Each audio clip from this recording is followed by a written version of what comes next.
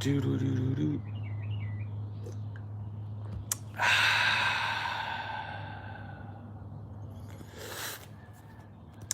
Bum, bum, bum, bum, bum, bum, bum, bum, bum, bum, bum, bum, bum.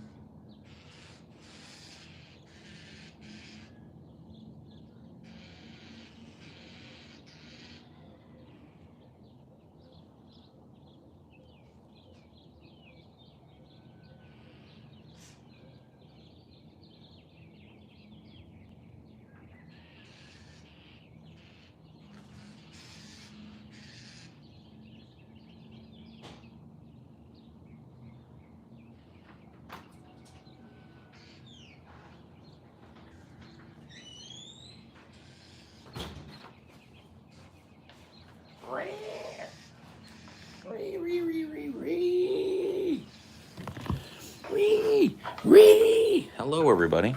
Good morning. How art thou, thou globby bottles of cheap, stinking chip oil? Come and get one in the yarbles. That is, if you have any yarbles, you eunuch jelly thou.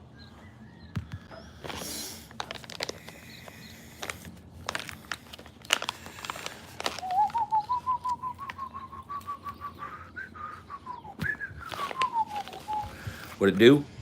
I am doing a little stream here this morning, and then Amelia and I are going to go get our second 5G download dose here in about, I don't know, like an hour and a half. We got to leave, I think. It's about an hour and a half. I got to go get stuck. And then one more recording day. Say it with me.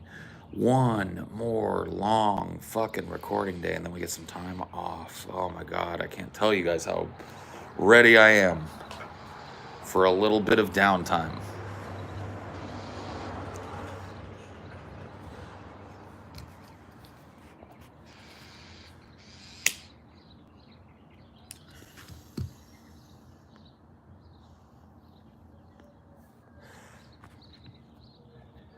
Didn't you listen to Daddy Rogan? No, I don't. I don't listen to Joe Rogan.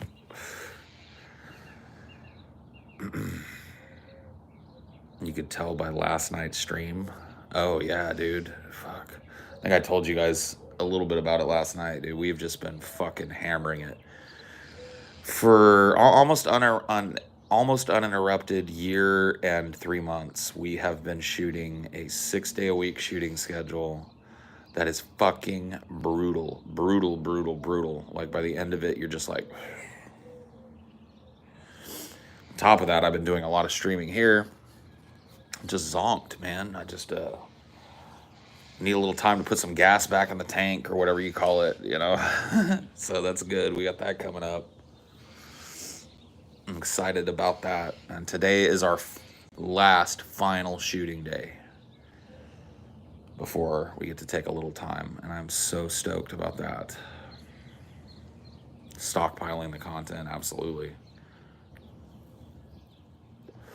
Treating it like an actual show and not a live stream show. One of the, I don't know how interesting this is from the perspective of people who watch it, But one of the things that we struggled with super hard at the beginning of Deep Fat Fried was we were all, coming fresh from Drunken Peasants, which was a live show. It was meant to be done live, extemporaneously, with very little preparation, or at the very least, very little preparation on the part of most of the hosts.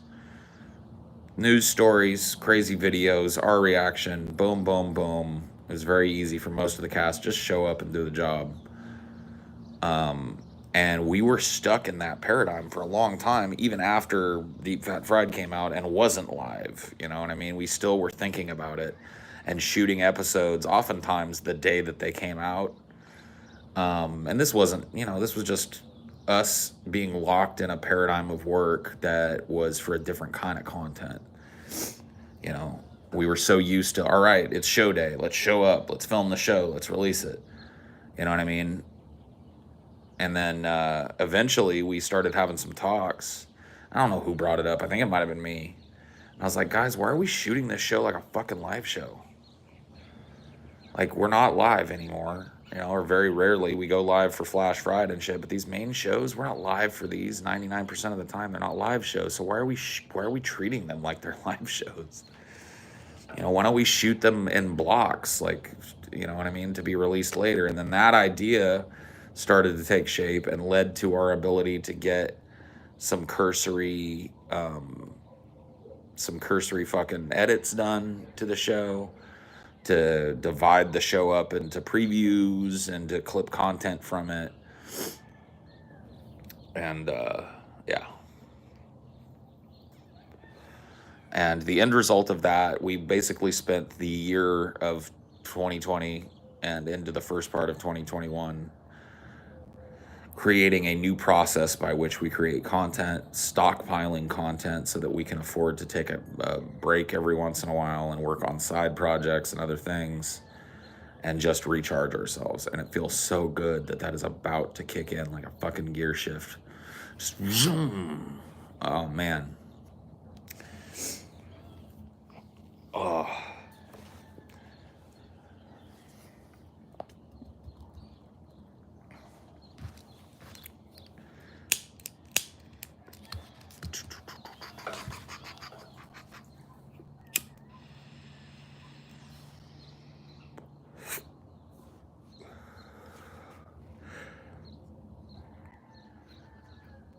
Come on holiday to the UK. No thanks.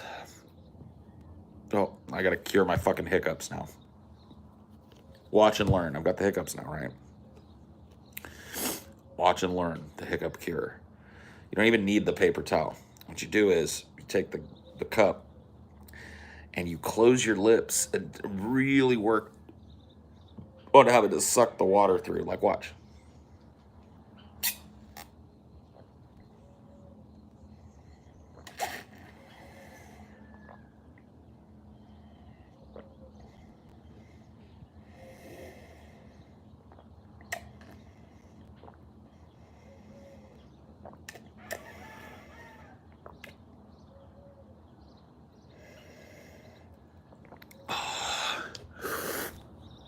Breathe through your nose when you're doing it. It kind of like precludes your body from doing hiccups. And for me, at least, tends to end my hiccups, as you can see. There's the trick. Can't see anything? Well, yeah. I mean, I can't put the camera in my drink. I think hiccup cures are 99% placebo. Not that one. Not that one.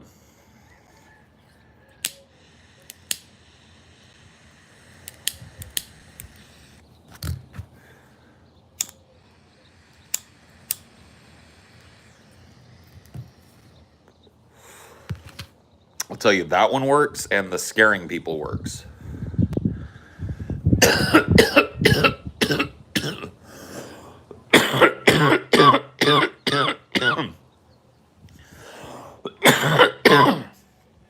I don't ever do the scaring aspect to people unless they've agreed with me that they want me to do it.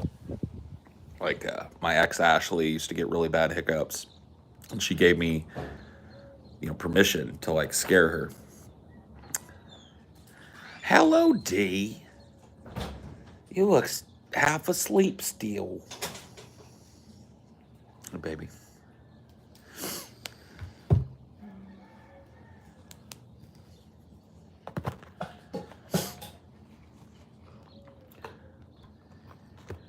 Go over it this morning? Huh?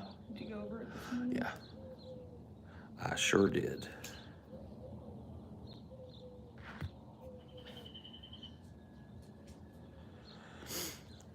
How do you scare someone that's expecting it? You wait till they're not expecting it. Like you get previous, like it's not like during that round of hiccups, I get, you know, I get permission from somebody who wants me to scare them. It's something that I've worked out with somebody ahead of time. Like I would never do it to Amelia because she doesn't, it's just not something she wants done. She doesn't want me to fucking spook her. But if we had that kind of situation worked out where she was like, all right, if I have hiccups, I want you to try and scare me. Then it's not. Then it's game on, right? So the next time I hear her with hiccups, I'm gonna pretend I don't hear them, and then all of a sudden, like when she's not expecting it, reading her phone or something, I'm just gonna be like, make somebody go like this, and then the hiccups goes.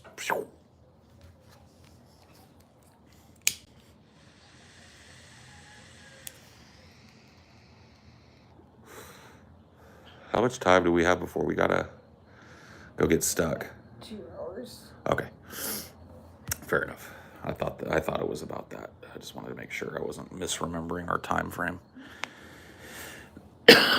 You could do the ice cube thing, but I think that the like actual startle of like, what the fuck is that? Works best with the hiccups. Now I can't do that to myself. So you guys just saw my method, which is slowly, like almost like painfully slowly sipping water while breathing through your nose. You can do the whole paper towel over it, but it's not necessary. I'm making some coffee. Making some coffee. Sweet. Thank you, baby. Coffee sounds good. Coffee sounds good.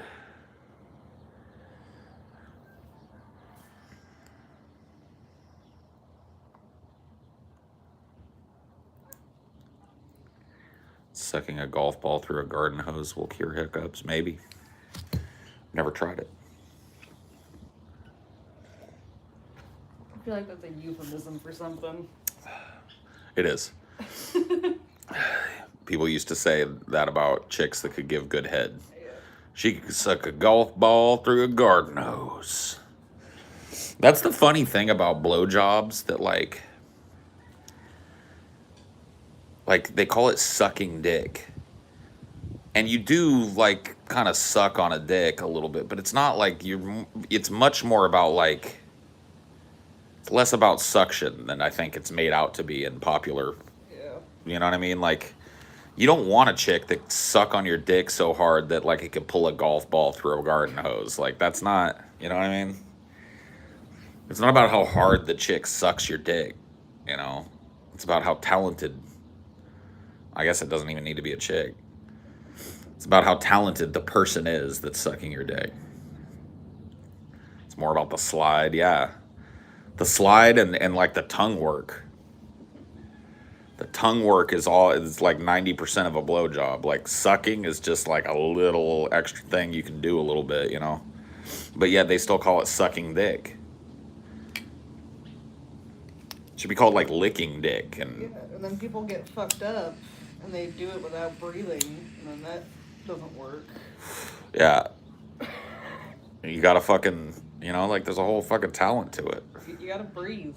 Like, yeah. During everything, you should be breathing. Yeah. You gotta get air in your lungs. Most chicks ignore the balls too. I know. It is what it is, man. Like balls to me, they're not like inherently sexy things. You know what I mean? They're like an organ hanging out of this outside of your body and some skin. And yeah, it feels good when people play with them, but I don't blame people who don't want to.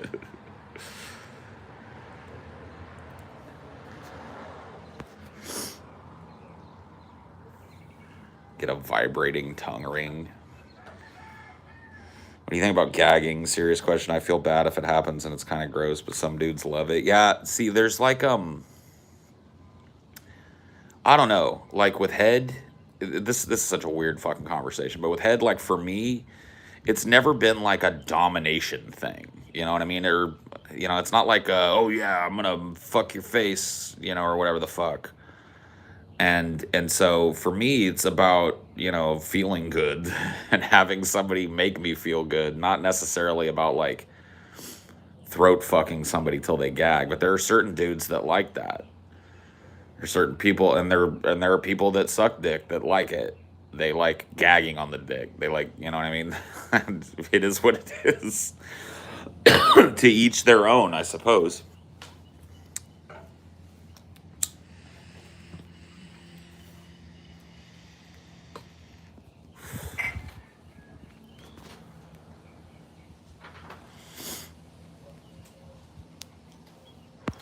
Blech. Glorple, glorple, glorple. Blech. Little Howard Stern sound effect drop there.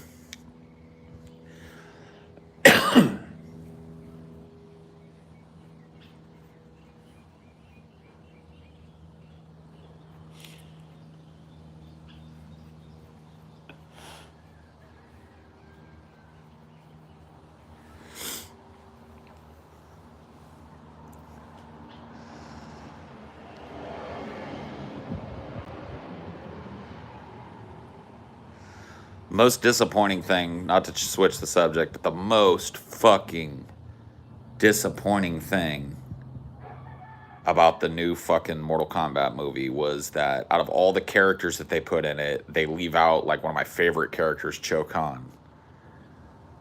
It's like, how are you gonna do a Mortal Kombat movie without Cho Kahn in it? It's fucking insane.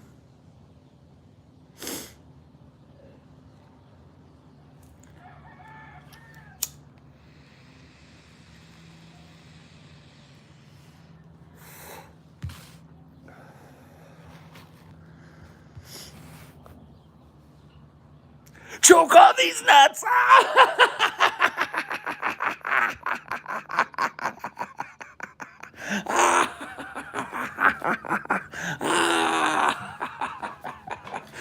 Gotcha.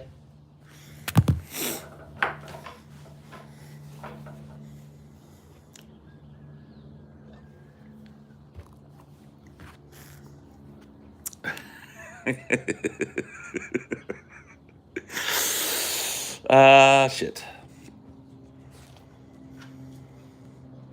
Gotta love it. Do you think a Mortal Kombat TV series would be better? I think if it was done in the style of this one, that they could do like a little like mini series or a couple seasons of series or whatever the fuck.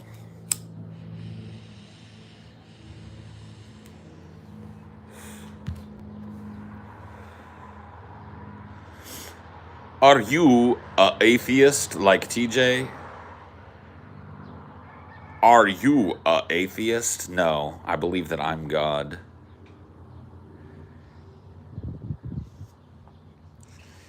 Chokan wins. Oh man, NetherRealm should not hire me to come up with characters, dude. Chokan would definitely be a character, and you know what he would fight with.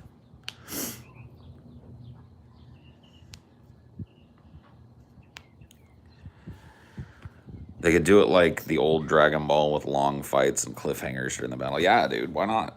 I mean, it would. I think it would fit. I think any kind of like serious, not super serious, not overly serious, but serious attempt at fleshing out a Mortal Kombat story would probably be better than what we're getting.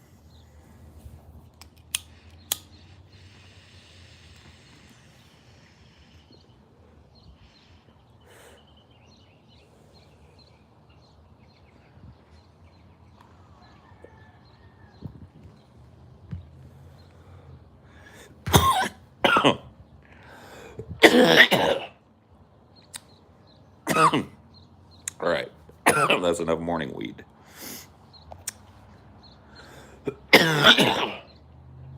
That's enough morning weed. We live in a society, don't we?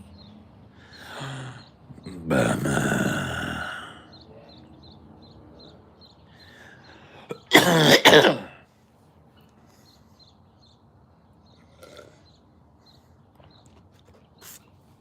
Choke on that bowl, yeah. Choke on wins. Don't we, bummer? Do another take of that, Jared. I'm not Jared. Can we do another take of that, Joker? Of course. We live in a society, don't we, bummer? All right, cut. Can we do that one more time, Joker? Bummer. Bummer.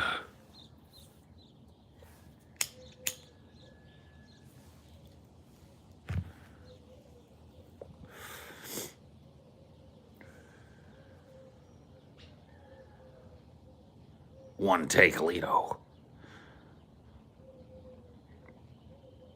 Have you ever seen a pencil disappear?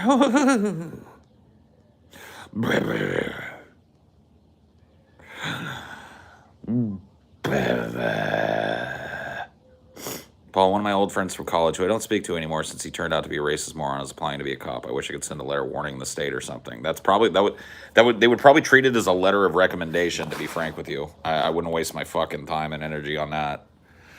They'd probably be like, "Oh damn, this guy's a racist, abusive piece of shit. Hired."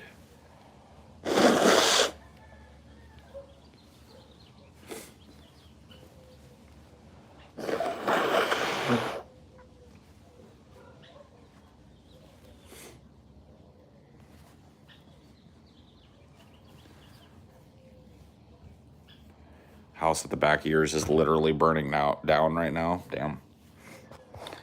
That's a little bit crazy. Did you just snort a line off camera? I just blew my nose off camera to spare you guys the possibility of seeing a fucking big old booger or something. Ugh. Yeah, dude.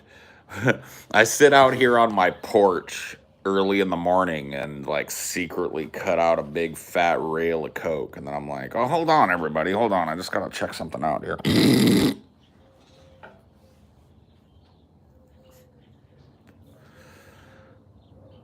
Bro, this is an 18 plus stream.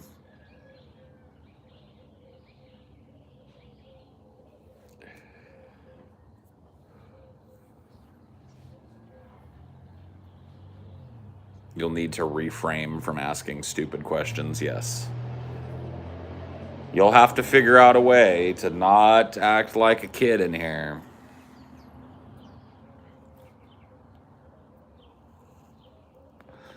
I rhyme tight. Tight, tight, tight. Spark much spit shit, cause I rhyme so tight.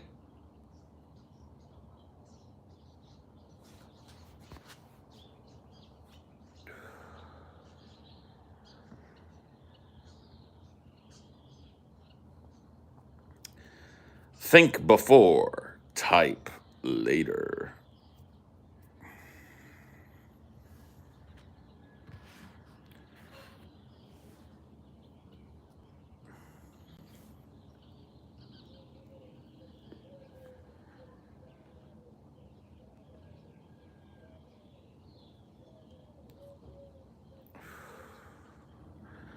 It's a little late to be asking what's it do right now, isn't it?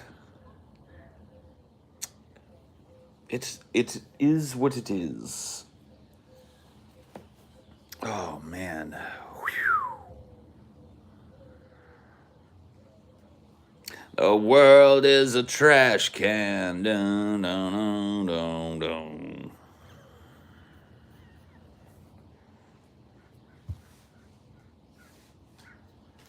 You know, despite all my rage, I'm still just a rat in a cage, Batman. Despite all my rage, I'm still just a rat in a cage, Batman.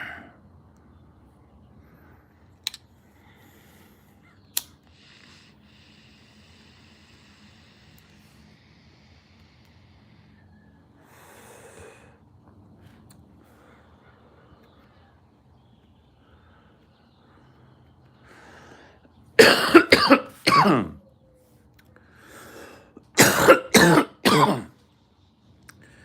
I really enjoyed your most recent stream where you showed us some character work while recording a few lines as Tomat. Will you be doing streams like that again? Maybe, yeah. I'll be doing a lot of fucking promo work and shit as the characters that you guys see me use on the show. Yeah, I don't see any reason why I couldn't do another stream. I mean, they're not super interactive streams. A lot of it is just sitting there watching me type up a document, and then, you get to hear me read it a couple of times.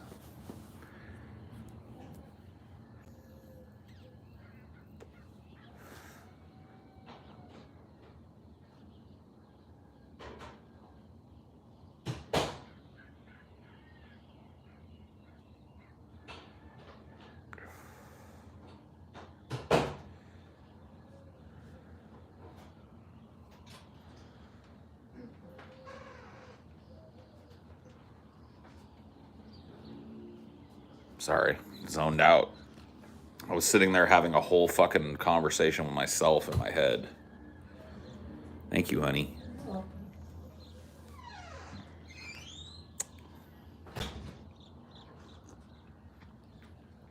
Time for my morning don't be crazy and don't die pills. Oh yeah, those feel great going down. Good old don't be crazy pills. Hello, D. What do you see out there today? Can you tell me all about it? Do you want to tell me all about it? Too much weed? No. Well, maybe a little. Maybe a little early to take the size of hit that I took. Wee, little boy. Little boy blue. He's always camera shy. You don't like being on the camera. Oh, you don't like it? Where's your bow? Go get your bow. He remembers. Off he goes. How the baby hawks doing? I don't know. I haven't seen them in a couple of days. I'm not even 100% sure that what I saw was a baby hawk. I saw a much larger hawk and then a much smaller hawk perched together. I'm not sure if they've hatched or what. Come on! How's Mike Hawk?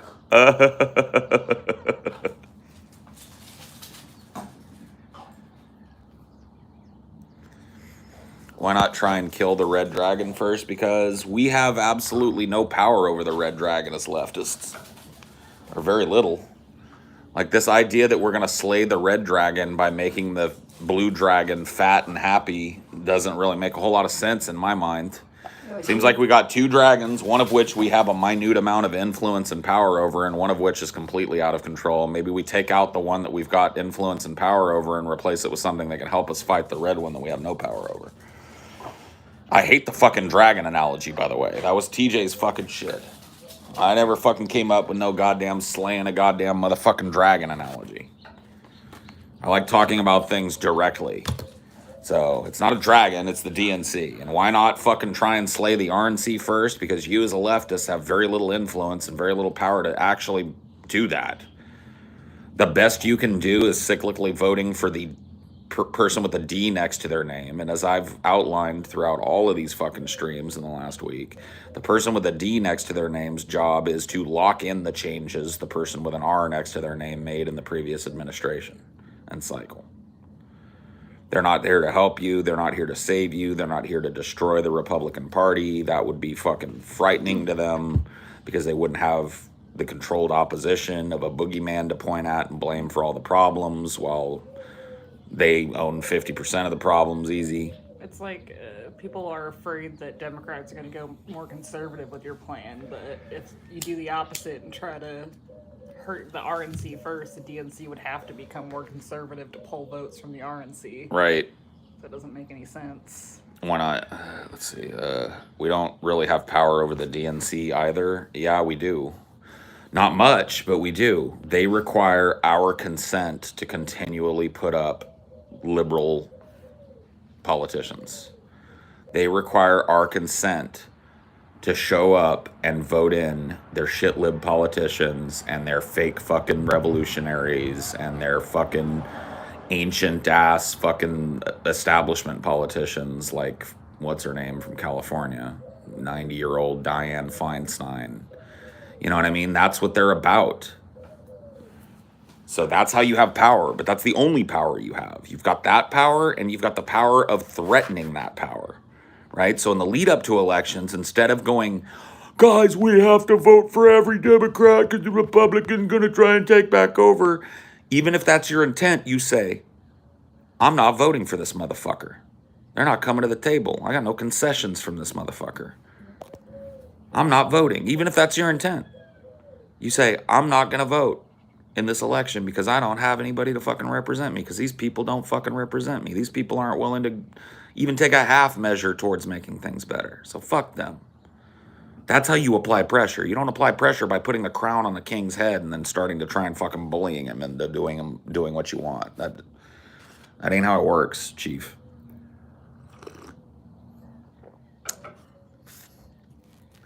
So you're wrong. You as a leftist do have however slight amount of power over the DNC that you don't have over the RNC. The RNC was never counting on your vote in the first place. The RNC does not do outreach to leftists. Okay? They don't care. They know that they're not getting your vote. Just like a leftist knows that they're not getting Trumpster Bob's vote.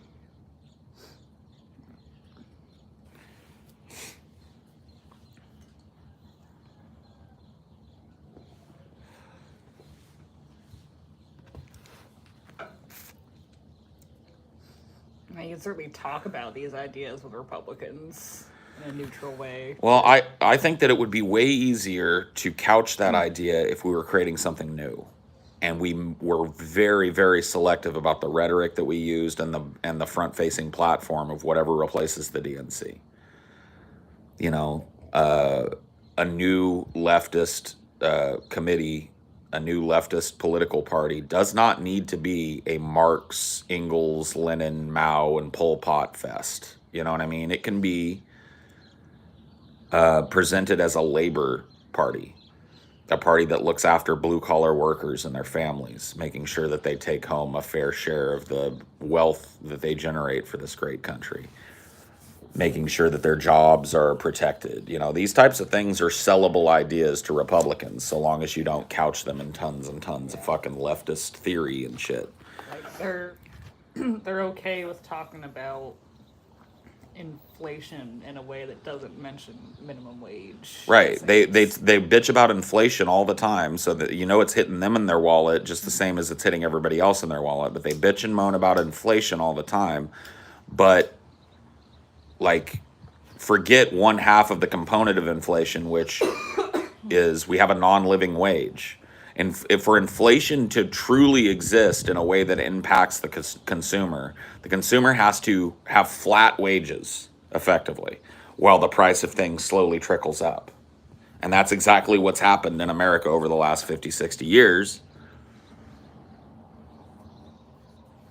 You know, that's an idea that is sellable to a fucking Republican.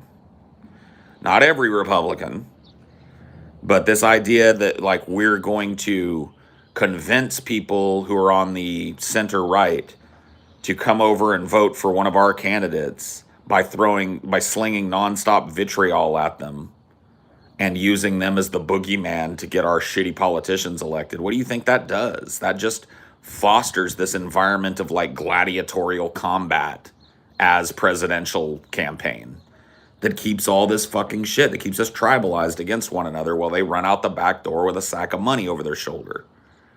Looking like the Monopoly guy. Hold on, just let me draw a few cards from the community chest. You know what I mean? You guys don't see the game? This shit's chess, it's not checkers.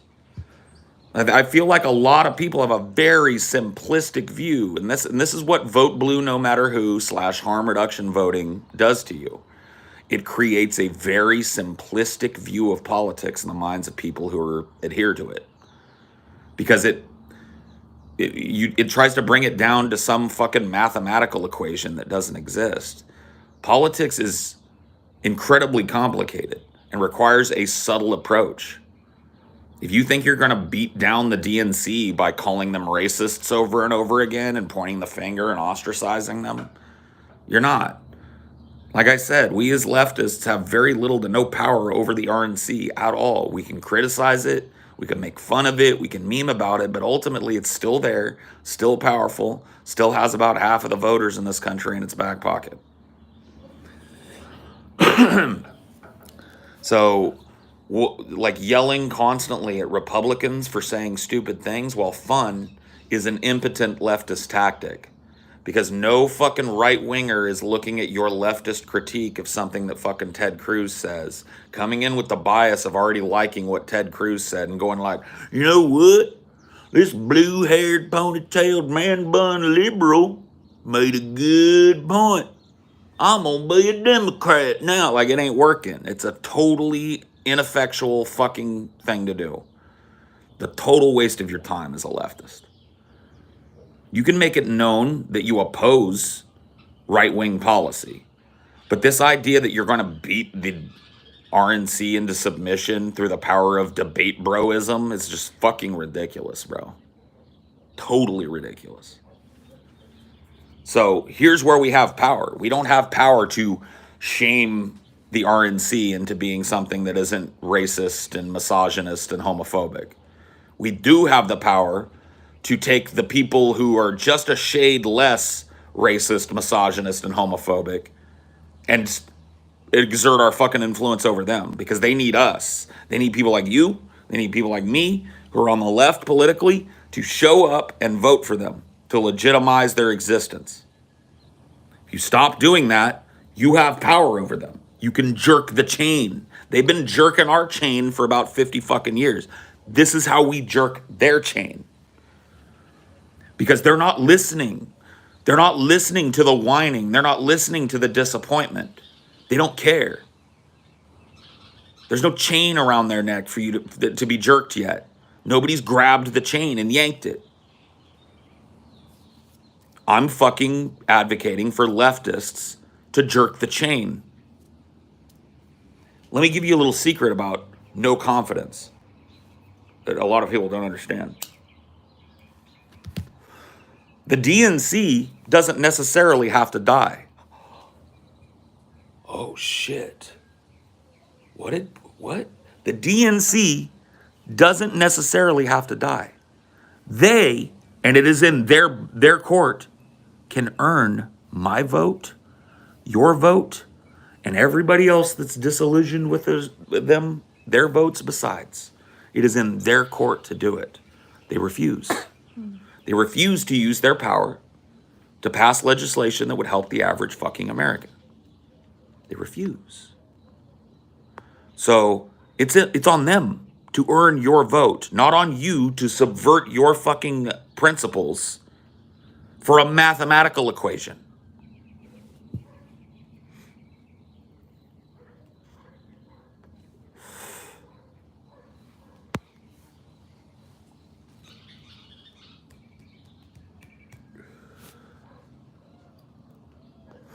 Just call me a California boy, G-Time. Aren't you a fucking California boy too?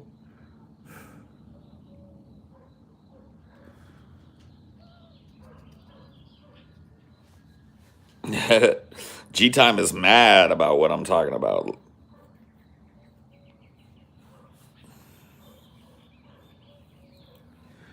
Why don't you go be mad about something else, California boy? Is TJ on board with no confidence? No. He has no confidence in no confidence. You have to earn votes by supporting policy that the people want. Otherwise, democracy is broken. No confidence. That's right. The DNC can earn my vote. All they have to do is actually do the things that they talk about. That's it. When they're in power, when they have the ability to use voting blocks to force legislation, when they have the ability to cause center-right corporatists masquerading as Democrats to stand up and vote no on healthcare in the middle of the pandemic, they do it. And then they get my vote because they're out there actually fighting. Till they do that, no confidence.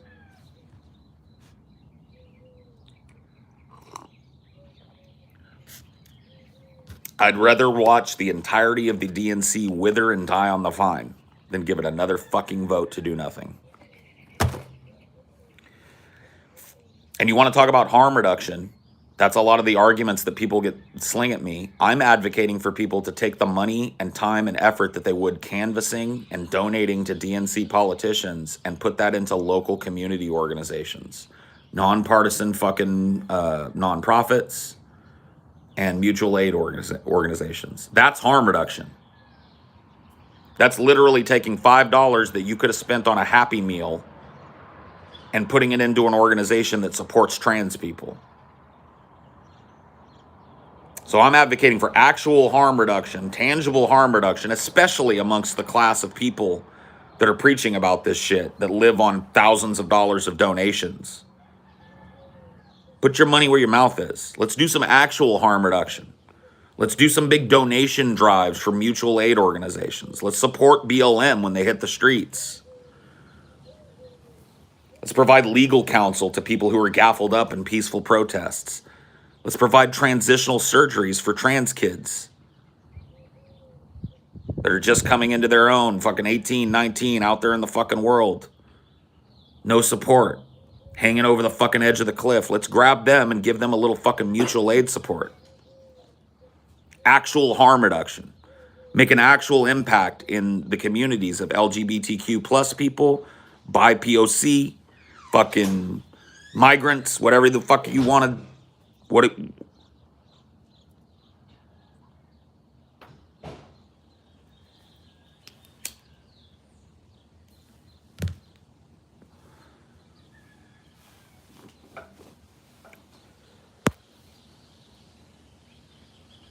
Actual harm reduction. Not theoretical, possible, maybe harm reduction by voting for a corporate warmongering rapist. Actual, measurable harm reduction. Take that $5 that you gave to Bernie Sanders last time that he just put in the pocket of Joe Biden. Give it to a mutual aid org. Start donating $5 a week or $20 a month or whatever you can afford to the local food bank or a local no-kill shelter or anything that reduces harm and misery in your local community. Cleans it up. That's harm reduction.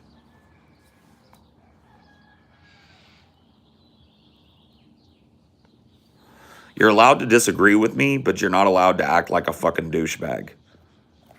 So don't ask dumb questions like the one you just asked. Disagree.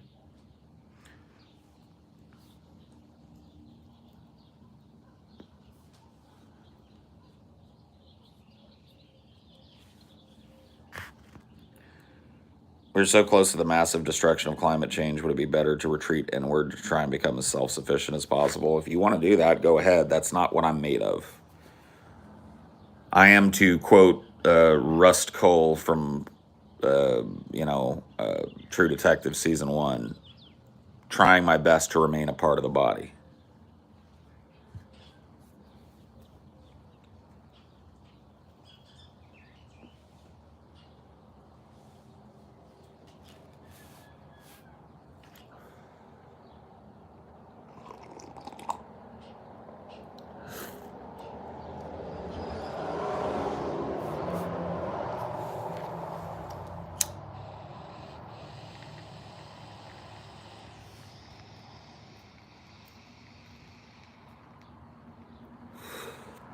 Well,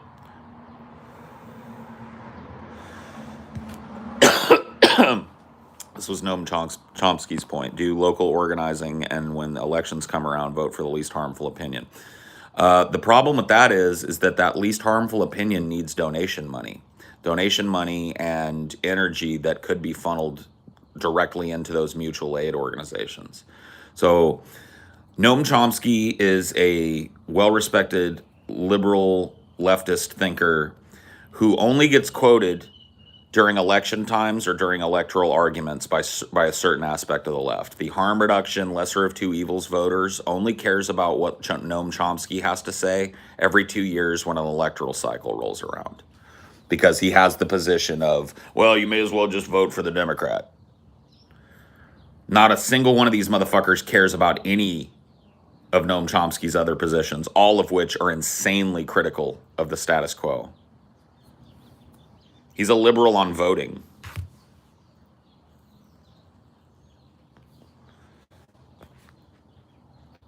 For sure. Are you okay with accelerationism? If so, would you encourage us to sign up for GMP primaries and vote for the craziest person? No. Like if I back that type of insane accelerationism, I'd be talking to you about it here. I'm talking about leftists writing in a vote of no confidence in any DNC candidate and focusing their political action on local and state level initiatives. Starving the DNC of their donations, starving the DNC of their AstroTurf grassroots campaigns that just funnel money to corporatist politicians. Like, I wonder how people that donated a significant chunk of change to the Bernie campaign feel about Bernie handing that right to Joe Biden, the rapist, segregationist war hawk. Why? What did your money do? Put that money in your community. Stick that money in your community rather than in the pocket of a politician that is going to put it in the pocket of the next rapist we have to all elect.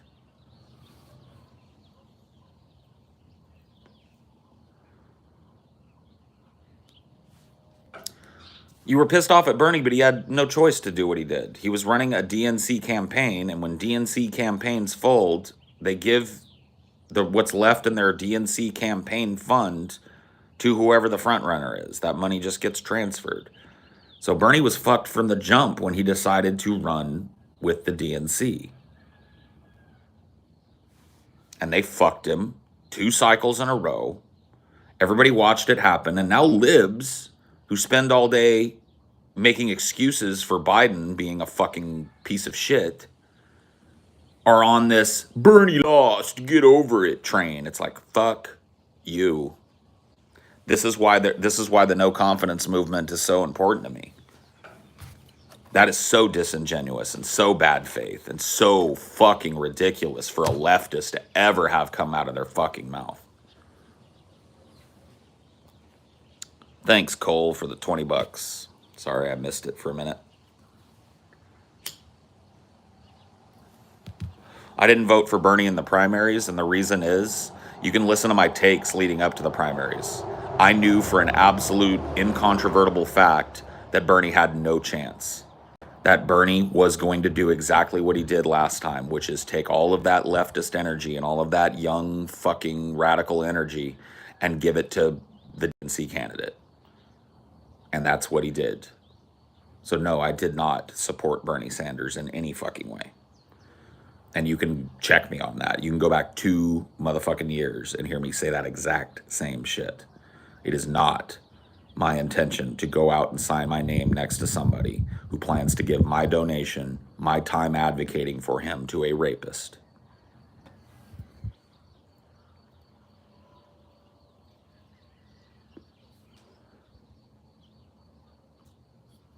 So that's why I didn't vote for Bernie and won't vote for a DNC politician in the future, and haven't since Obama's second term. The last time I cast a ballot where not my name was appended to a DNC war hawk was Obama's second term and the electoral cycle that surrounded it. And then I stopped. And since then, the fucking Democrat Party has gotten 0 support from Paul's ego. None. I pay my taxes like everybody has to do. But when it comes to me opening up my wallet and donating to candidates on the DNC side of things or walking down and voting, nope.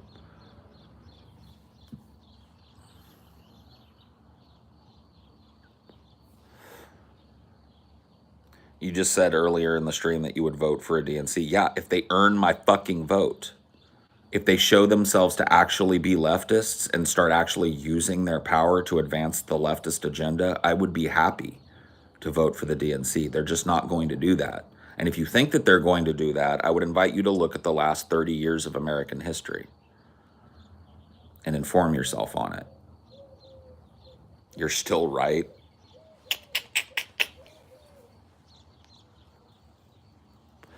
Whatever you got to do, dude, to pat yourself on the back and feel like you did something up in here.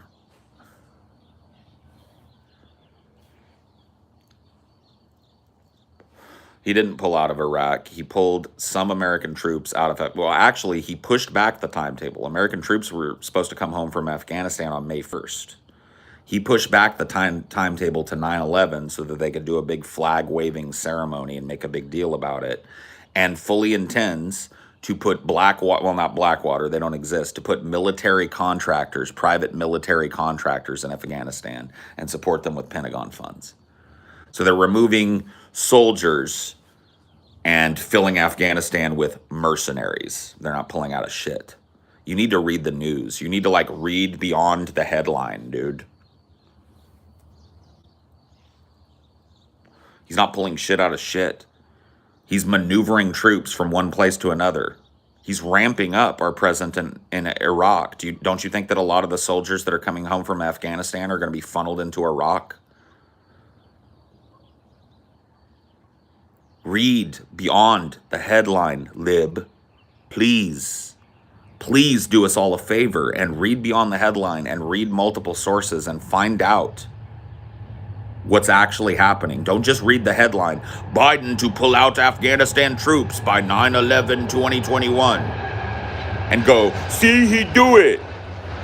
You read and find out that it is a drawdown of troops and a replacement of our troop presence there with privately hired military contractors that don't abide by the Geneva Convention and filling the fucking country filled with American-owned mercenaries. And then moving many of those troops that are serving in Afghanistan to other theaters in the Middle East. They're not coming home. Read. Inform yourself, lib. Please stop carrying the water for these fucking people. Inform yourself. Look at what actually is being done. Read beyond the headline. Read beyond the DNC contextualization. Because they are oh so very good at pretending they're doing good things. But when you look at the things they do, they're not good. They're not good. We're going to remove all American troops from Afghanistan and replace them with mercenaries that don't abide by Geneva Convention rules. Anyway, aren't you glad you voted Biden? You know what I mean? Stop.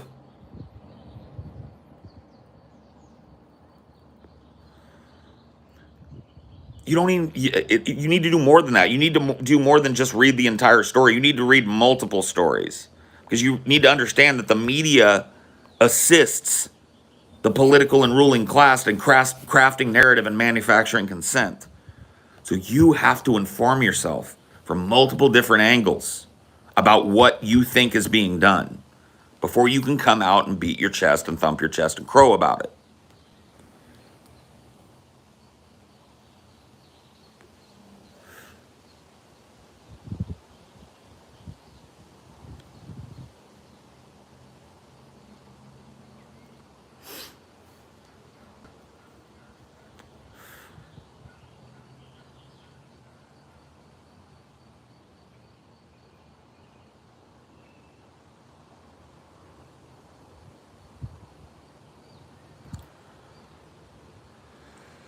Source for this mercenary thing, just go look it up, dude. I'm sitting on my phone. I can't give you a link. Just do a quick Google search of Biden Afghanistan mercenary will probably bring it up. You understand, I'm on my phone, right? I can't just oh, let me show you, Do a little due diligence. Go find your source. And if you can't, come back here and tell me I'm wrong.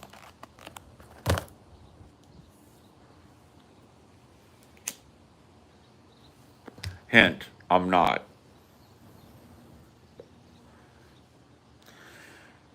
Nobody's talking about that either. The Biden administration has overseen a huge military buildup, naval buildup in the waters surrounding the South China Sea and the South Pacific. Talk about positioning for fucking war.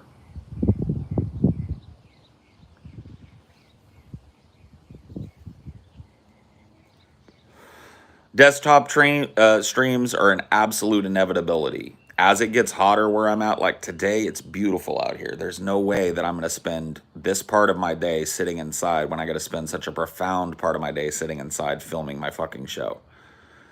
Today, it's beautiful. It's a nice breeze, a little brisk, but not cold. And I'm going to enjoy that for every fucking second that I can. Once it gets too hot for me to do these, you guys will get your desktop streams back because I'm just not going to fucking sit out here and sweat ass. Till then, though, I'm going to enjoy my time out here.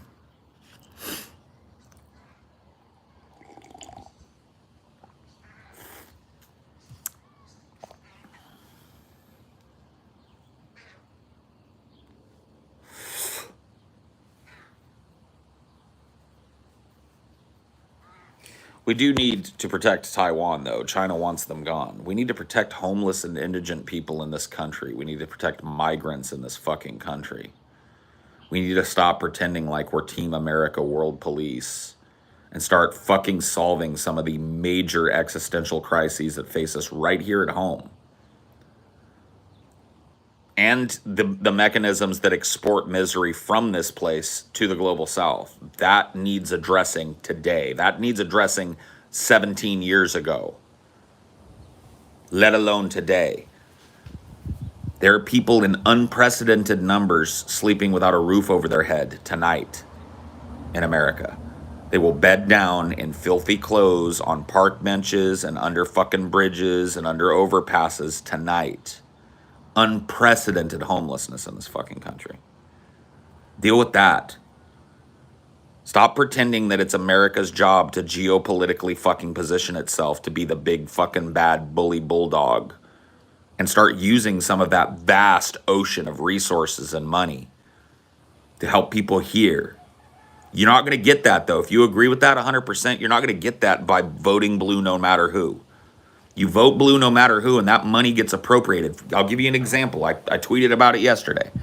Joe Biden decided, I'm no longer going to build this border wall, Jack. And he took the money that Trump had appropriated from the Department of Defense using an emergency order, right? And gave it back. Gave it back to the Pentagon. $14 billion. If Trump was able to appropriate that money from the Pentagon using an emergency order, why didn't Trump do this, or why didn't Biden do the same thing? Appropriate that $14 billion for the crisis, the emergency going on at the American border, so that we aren't keeping children in weird dystopian plastic zombie quarantine tents. Why didn't he do that? Because Joe Biden doesn't care about the people at the border. Joe Biden doesn't care about a brown motherfucker on this planet. He's a racist. He took that money, instead of giving it to an actual crisis at the border, which would have made total fucking political sense. Let's take this money, and instead of spending it on this destructive border wall, let's make these facilities, let's expand these fucking facilities. Let's make fucking ways for migrant people to settle here rather than rounding them up like cattle. Let's use that money to fix this problem. Instead, he gave it to the Pentagon so they can drop it on the heads of brown people in the Middle East.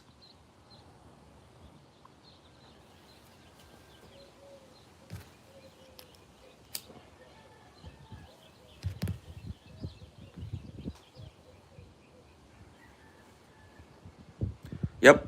Tents with tables and like kids' books in them, like that's fucking good. It's just fucking ridiculous. When Trump was in office, these border facilities were concentration camps. Need I remind you, AOC's fucking like photo op where she's clutching the chain link fence and screaming, let them out! Let them out! Now, what does she do? Has she even visited one of those motherfucking places, let alone spoken ill about it? No. Because the guy doing it now has a D next to his name. Atrocities committed when an R politician is in office are unacceptable. Atrocities committed when a D is in office are contextualized. No confidence. No more leftist support for DNC politicians so that they can funnel it to the fucking Pentagon. Do you know one of the first orders of business that fucking Biden took part in was writing a giant $250 billion check to Raytheon in the midst of a fucking pandemic? $250 billion for one American defense contractor, zero for the American people.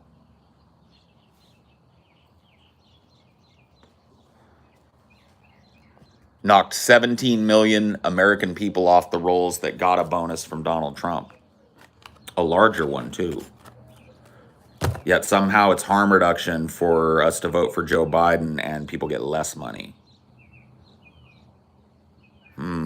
Makes you scratch your head, don't it?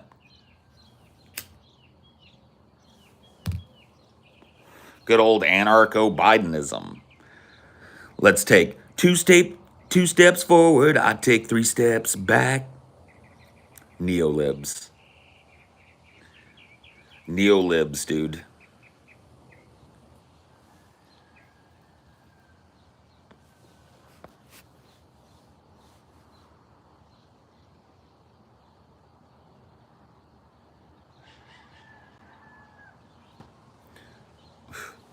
Listen to that Paula Abdul song. I take 1 step forward, I take 2 steps back. We come together 'cause opposites attract, and you know it's purely fiction, it's an actual fact. We come together 'cause opposites attract. Little love song there that actually represents the RNC DNC relationship quite well.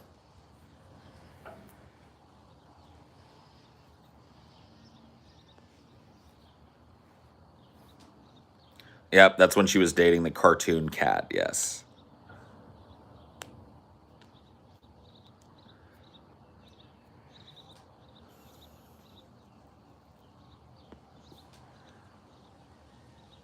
You think the left is growing faster than the far right? No.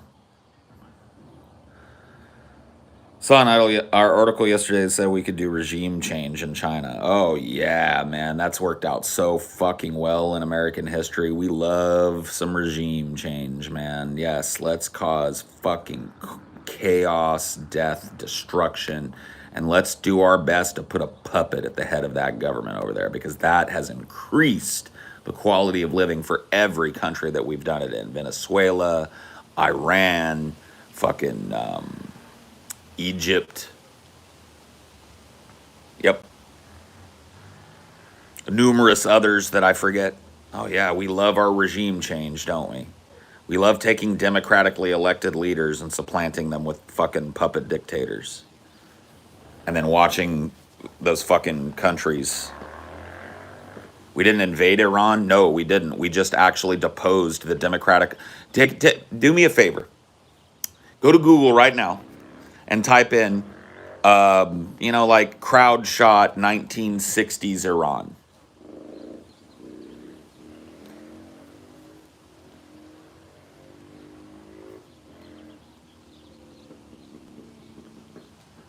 Crowd shot 1960s Iran, or average person 1960s Iran, or candid shot 1960s Iran. You know what you're going to see? Women dressed like American women with skirts and their hair done up and makeup on. Men dressed in business suits and casual wear, hanging out in parks together, drinking.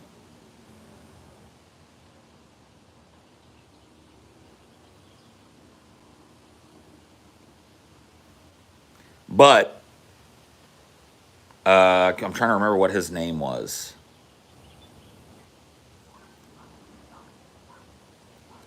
Who was the name of that leader that we deposed in Iran? He wasn't playing ball with us on the oil game. Ayatollah Khomeini. Well, Ayatollah Khomeini is the one that runs it now. I'm talking about, Prime Minister Mossadegh. That's his name. So Prime Minister Mohammad Mossadegh presided over the liberalization of Iran. But he made a fatal mistake. He decided that he was going to stand up for the Iranian people and stop giving sweetheart deals for the oil that was underneath their country to America and start demanding fair prices and a fair shake. That wasn't going to work. So America went in and backed a plot to assassinate Prime Minister Mossadegh and supplant him with the Shah of Iran. The Shah of Iran was a puppet dictator, and he led directly to the Islamic uprising that turned Iran into a backwards, crazy Sharia law nation. So take a look at a picture of a crowd in Iran in 1960 and a crowd in Iran now. And then tell me you support American regime change anywhere.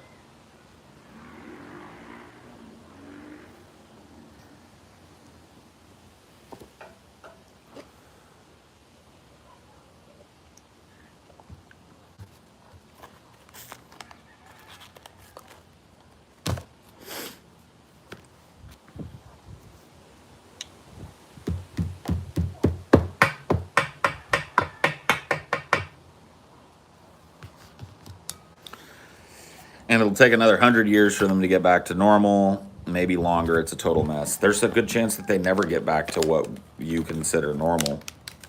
There's a good chance that this cultural shift in Iran, due to the meddling of Western influence in their government and the economic exploitation of their government and the literal assassination and deposition of their leaders, is unfixable.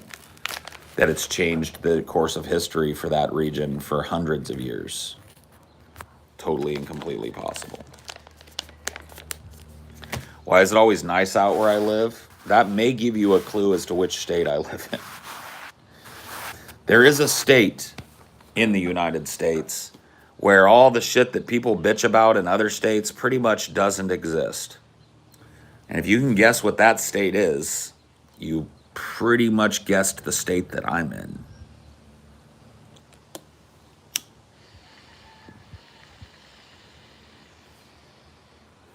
California, here we come, right back where we started from.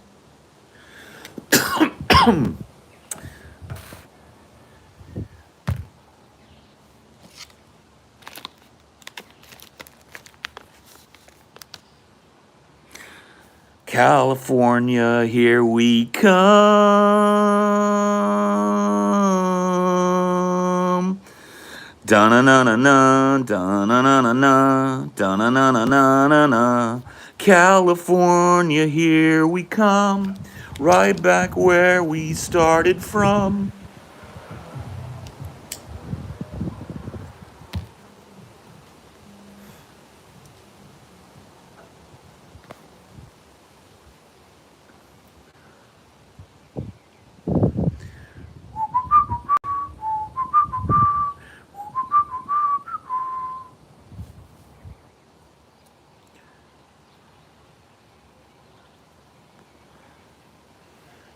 California, here we come.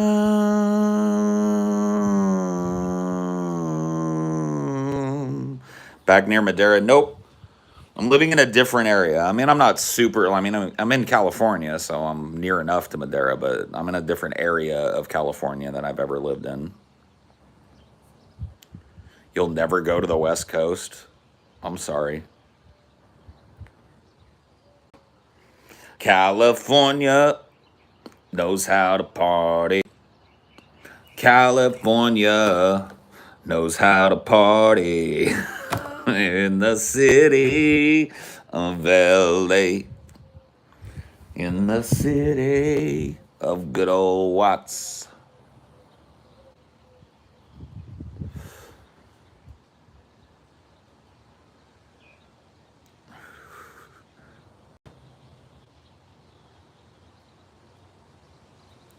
All the leaves are brown, and the sky is gray, and the sky is gray. I went for a walk on a winter's day. I'd be safe at home if I was in LA. If I was in LA, California dreaming on such a winter's day.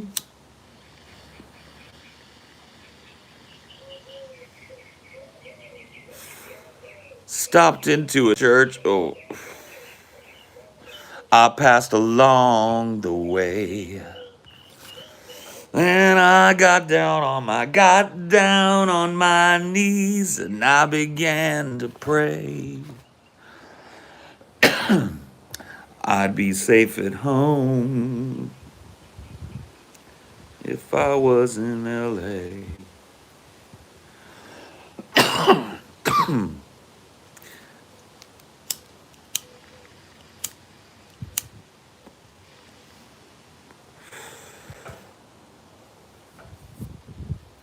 How does Californication start?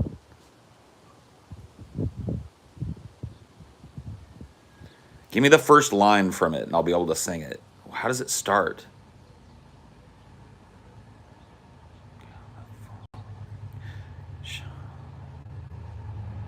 Dream of Californication.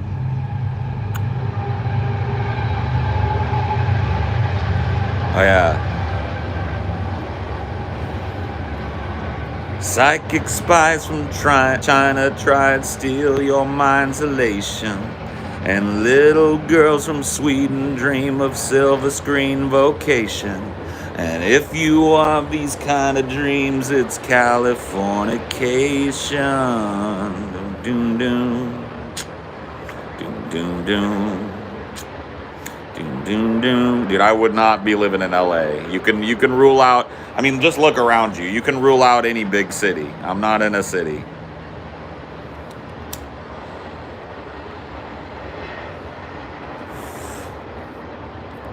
The sun may rise in the east, but at least it settles in a final location. It's understood that Hollywood sells Californication. That California bud.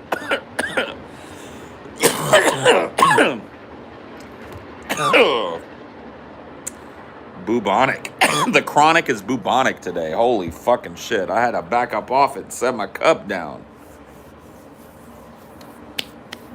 But there you guys go. I mean, the context clues are pretty fucking simple to pick up on. Paul's in California.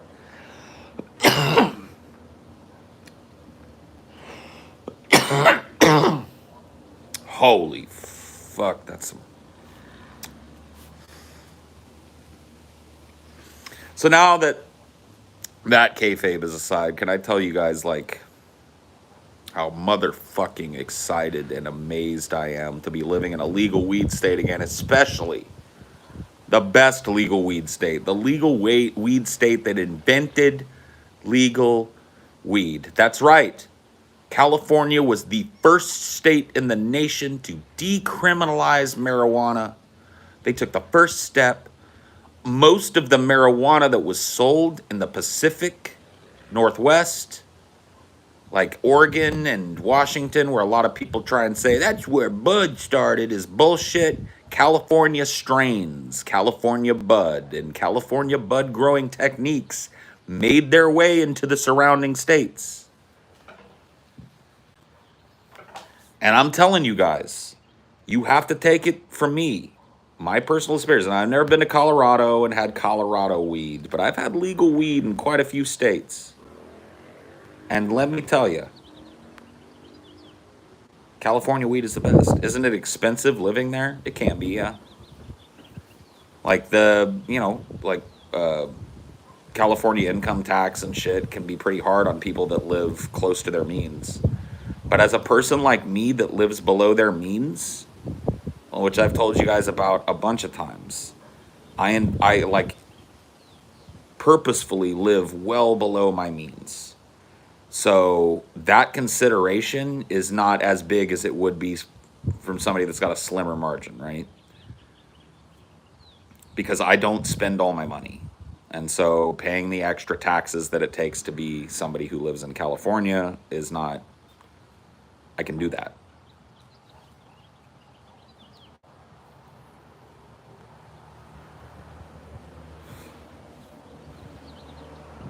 Property taxes, I don't own any property. I rent. I don't gotta worry about those unless I buy a house here. But should I buy a house here? And I'm considering buying this place. To be honest with you, fixing it up. It certainly has what I need. Like all this land back here behind me, all this shit. Like this is what I need to build. This is actually zoned. This lot that I live on is zoned for a second building. So I could build a studio back there. Do I invest in anything? My show. I invest my time, energy, and everything into my show. And I do my best to keep what I have.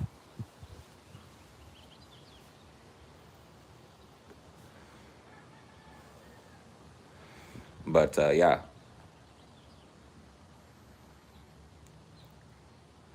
I mean, come on, dude. I've given you guys this shot a bunch of times and nobody knew I was in Cali. I show you the sunset like this every time. Like turning the palm trees orange with fire, and everybody's like, "Where, Paul?" You know. Come on, you didn't know I was in California.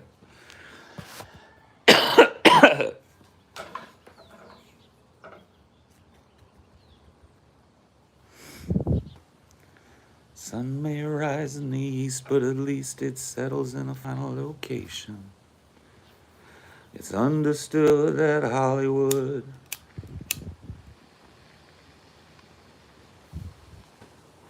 sells Californication.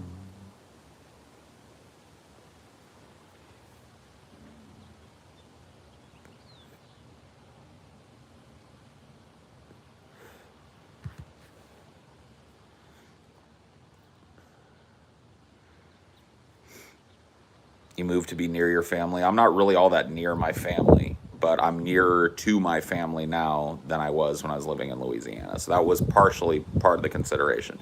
Another part of the consideration was that I'm a California native. So California is a known quantity to me. It was much easier for me to find a place to rent when I was dealing directly with renters by telling them that, yes, right now I'm living in Louisiana, but I was born and raised in California, blah, blah, blah, blah, blah. That helped me, for as an out-of-stater, find a place to rent in California that otherwise I probably wouldn't have been able to get. The housing market when I moved for rentals was at like it was bottomed out, man. I had to fucking do a little wheeling and dealing to get myself a fucking place to rent. Because at the time that Amelia and I moved, it was November. It was like right in the middle of all the lockdowns and shit. People weren't leaving their rentals, so there weren't a lot of houses on the market. And for the ones that were up on the market, there was fuck tons of competition. So, it was a consideration, but the main consideration for me was the known quantity of this state. I grew up here. I know all the little nooks and crannies of California. I spent my whole fucking childhood and young adulthood here. I know this place. I know how it works. I know how to maneuver in it. And I know where are good places to live in it and where are places that look good but are bad. You know what I mean? I know, like, California is a totally known quantity to me. I'm not claiming to be like some kind of fucking total expert on every little area of California, but I'm a California boy, born and raised in this state. So I know the areas. It helped me find this area. Helped me, is this area that I'm in now is not necessarily an area I spent a ton of time in when I was a kid, but I knew about it. I've traveled in it. I knew people that lived around here back in the day. Are Californians different from other Americans? Yes. And I'll explain to you why. Now, there's this like fucking shit that Californians do, and I meme about it. This like Californian superiority shit, right? Where it's like, yeah, there's a different breed of people here. They don't make them like they make them out west. I mean, the fucking Beach Boys, tons of people have written songs about how, I wish they all could be California. There's a reason for that, right? Because California is absolutely beautiful. There are beautiful states all over this nation. There's beauty to be found in every state. I've learned that in my travels on the United States. But not a single state has the concentration of beauty that California has. It has everything. Depending on what kind of biome that you want to see and experience, you can see it in California. It's got mountains, some of the most beautiful mountain ranges in America. The Sierra Nevada mountain range is some of the most beautiful snow-capped, wonderful fucking mountains for people that love mountains. Some of the most beautiful, in fact, maybe the most beautiful beaches in mainland the United States are in California, especially the central coast of California. It's like a fucking paradise, right? You've got deserts, beautiful, beautiful stretches of unspoiled desert. It's just a beautiful state. The natural beauty of this place radiates, right? You guys have seen it in my fucking streams.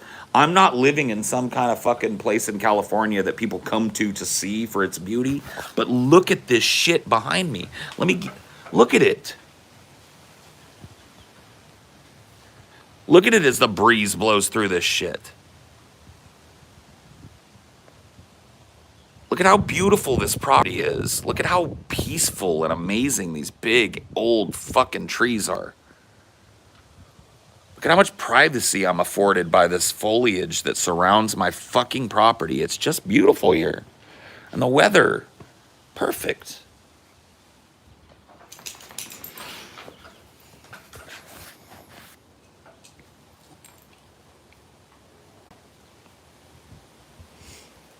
And that's another thing that lends itself to this California superiority narrative.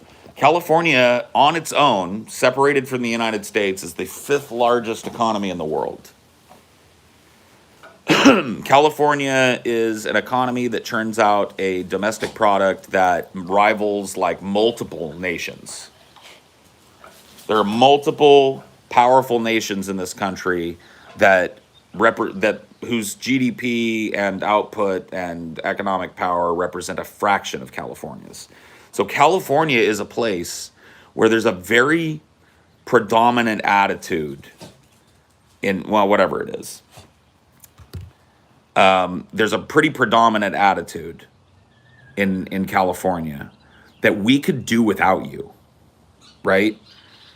It's not necessarily explicitly explained by Californians in that way, although I've heard it said, but it is part of the Californian character. Like every Californian realizes the power of the state that they live in. When you're in California, you can feel it.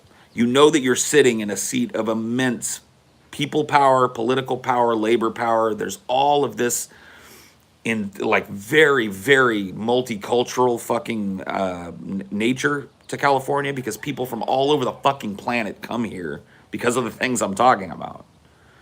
This place radiates self-sufficiency. And so there is this kind of like people snipe at California all the time. And I got to tell you, Californians don't give a fuck because there is a slight whiff of Californian superiority about every Californian.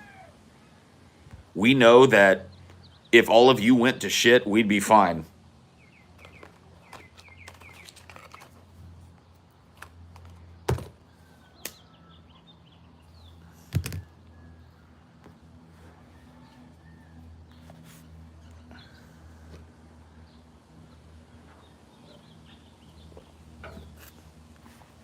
Joe Rogan is very critical of Cali people. They can be stuck up, douchey fucking people. Look, California, there is a character like there is to every state and region in the United States. That's why the United States is such an interesting country, is because it remains so very regional in attitude and, you know, accent and social position. So the character of each of these states rubs raw against the characters of even states that are very close to those states. For example, Utah borders California. And Utah couldn't be further from California in the terms of character, right? They have to deal with Californians all the motherfucking time.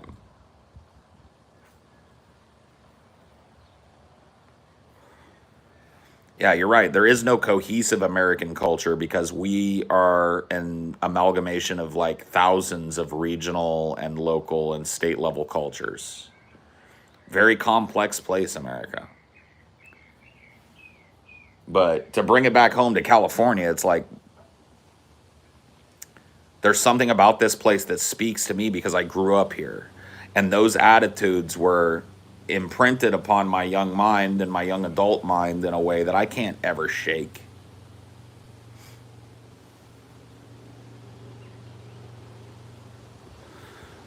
California is an absolute fucking crazy mix of ideology and accent. Like, I grew up in a place in California that's mostly farmland and shit, right?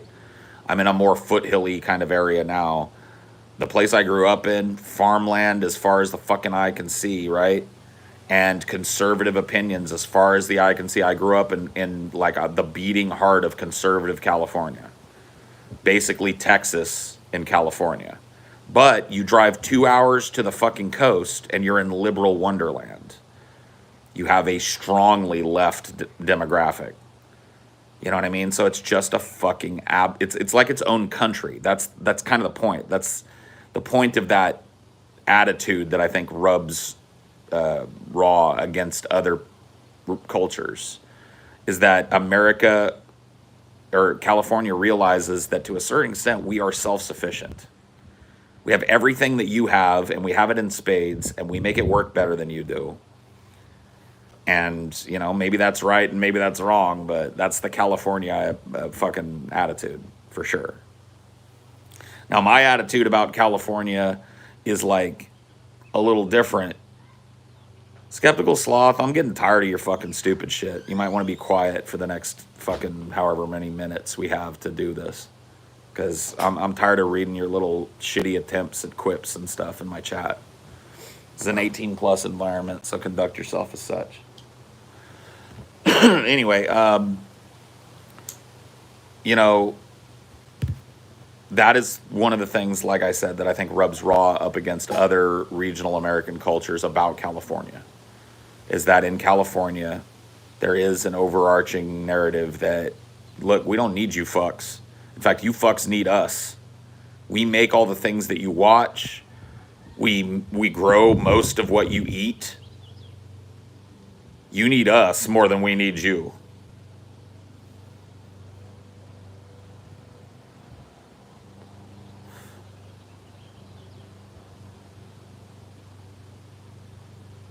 Yeah, Valencia, Santa Clarita is beautiful. I actually went to CalArts in Valencia when I was 15, somewhere around there, 95 or so, and got to spend like a whole summer semester there.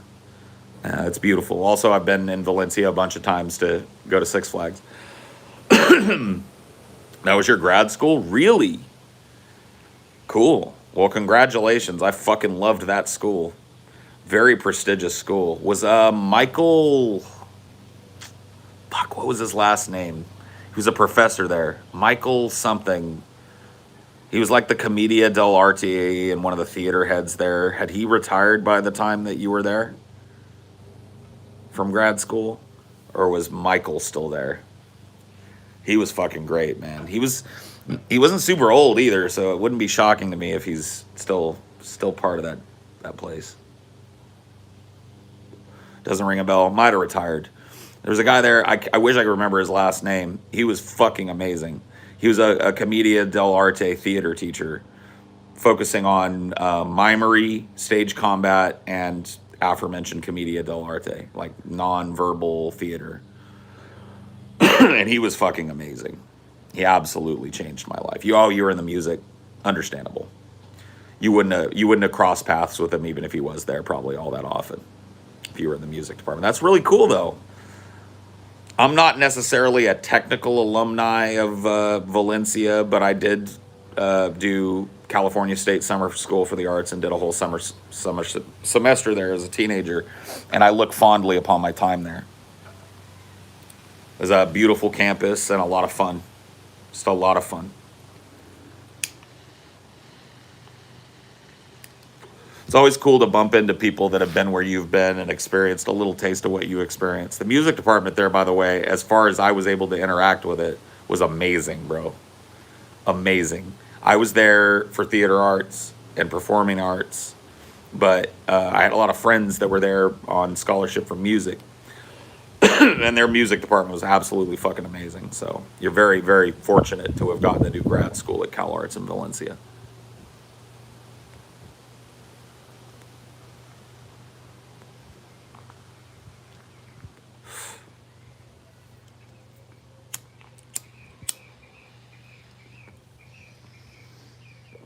I can almost guarantee that it turned you into a stunningly well-rounded musician. How much time do we got before we got to hit the road, babes? 45 minutes, so Okay. I'm gonna take a shower here in a second. All right, when you're done with that, just come out here and give me the fucking wrap it up.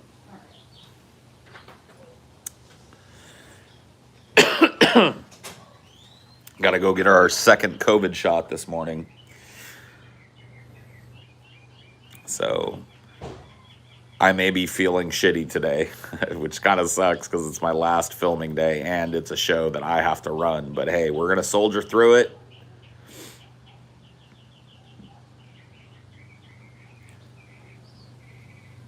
California is on the decline, though. That explains the mass exodus. No. You need to understand that there is a constant flow of people in and out of California.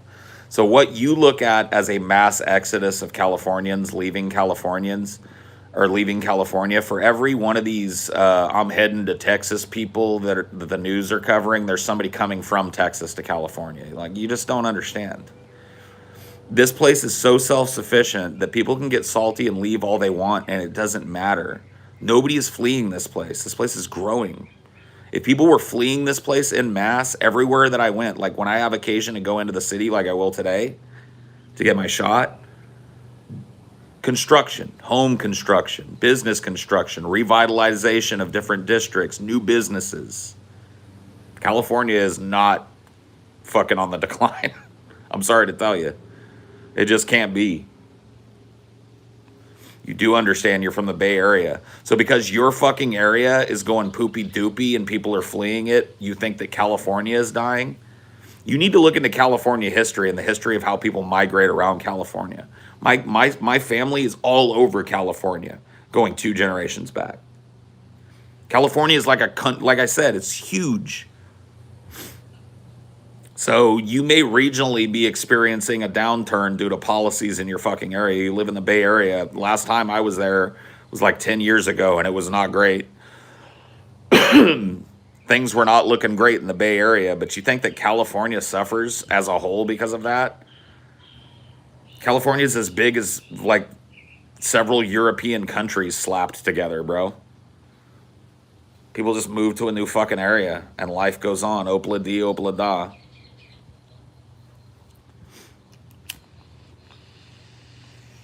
But this is nothing new, though. You see lefties leaving Texas because they're getting tired of the Republicans. What you're talking about is not some like, oh my God, this is happening because of X. This has been happening. One of the things that you have to understand about California is that it is a magnet for people. And people come from all over, not just the United States, but the world to try and make it there.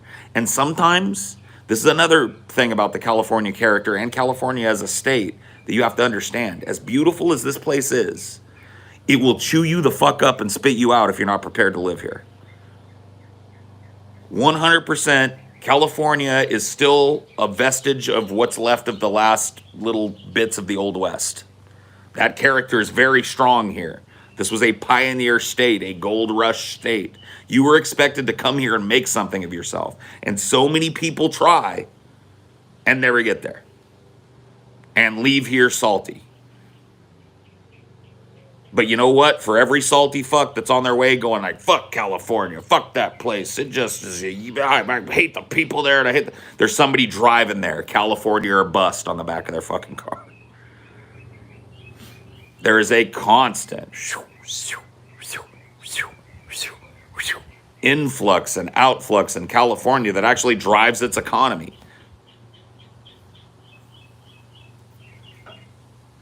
Are the rent prices in my area? Very good compared to like big city adjacent areas.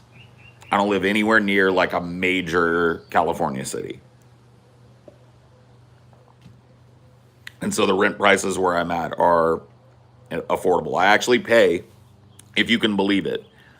Now, of course, there are other expenses that go into maintaining a larger property. So overall, I'm probably paying a little more. But if you just look at rent, I'm paying about $250 a month less for this property that I'm living on now in California than I was paying for a 3-bedroom apartment that you guys used to see me stream from in Louisiana. So if you're smart, but see, this is because I know California. I was raised here, so I know the areas not to move to, so that I'm literally fucking living on the edge of my ability.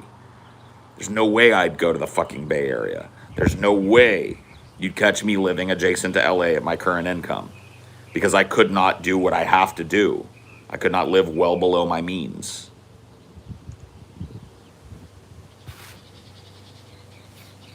So yeah, $200 cheaper a month in base rent to live here than it was in Louisiana, which is a place that people move because the rent is cheap. But this is because California is misunderstood. People from outside of California go like, I'm moving to California. But what they really mean is I'm moving to LA.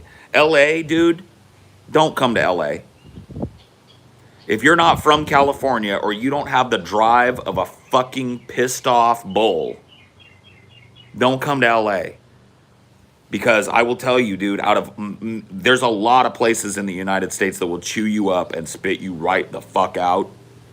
LA is that place. You want my opinion? LA is the fucking template for that place in America.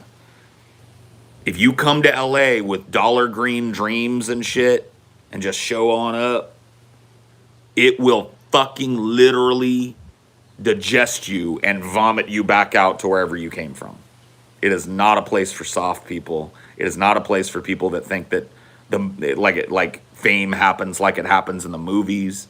It is not a place for people that are soft. LA is it's a goddamn nightmare, but it's beautiful.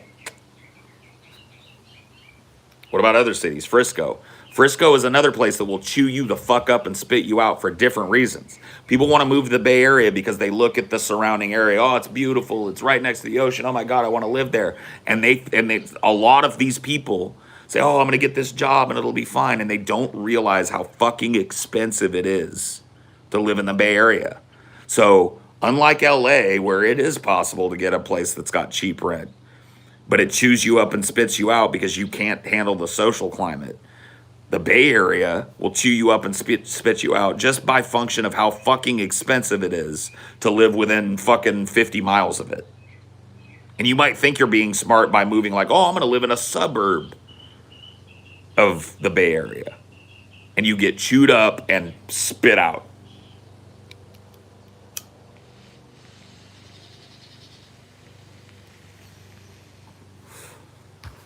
There are actually coastal cities that are fucking, well, not like right up on the beach and shit, but like there's a town in the central coastal area of California I spent a lot of time in called San Luis Obispo. Now, it's not the cheapest fucking place to live, but it's a college town, which means that there's affordable housing near it.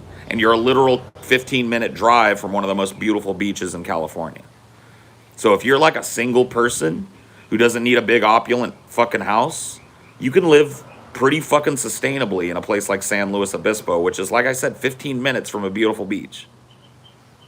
Northern Cali is another good example. Mountainous Cali is an example of a place that doesn't even feel like California. There are foothill and mountain towns in this place that feel like old fucking West frontier towns and shit. It's like real slow pace of life type of places. So you got to know California before you move here. And knowing California is tough because, you know, she's a very complex lady. There's a lot to know about her.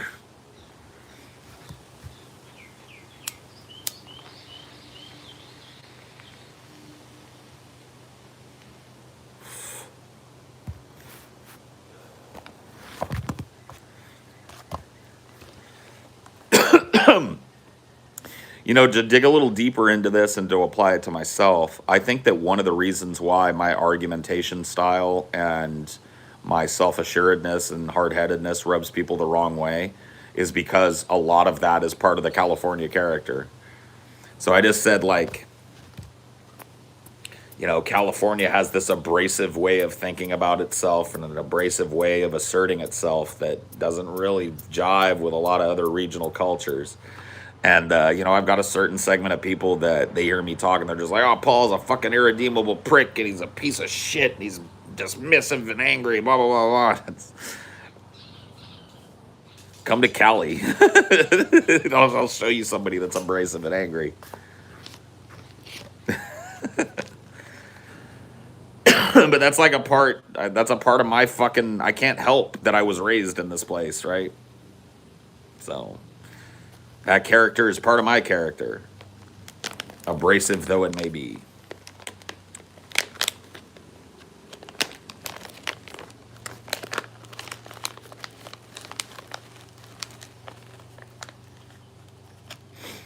See, that's a misunderstanding of California. Sounds more like a New York character than it does a Cali one. Cali's all about mocha lattes and arrogance to us and other states. Total misunderstanding of fucking Cali culture. Are there latte sipping fucking blue haired liberals all over California? Yup. Do those people exist in New York? Yup. You know what I mean? No. Dude, people look at movies and they think, ah, California. No, dude.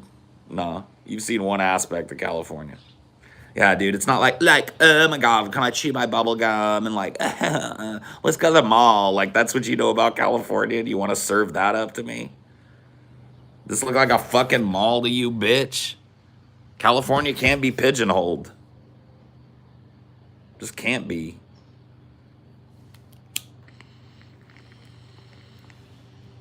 And if you think that New York has got the market cornered on abrasive, fucking assertive, get the fuck out of my way assholes, you ain't never been to Los Angeles or San Diego or any other part of fucking California.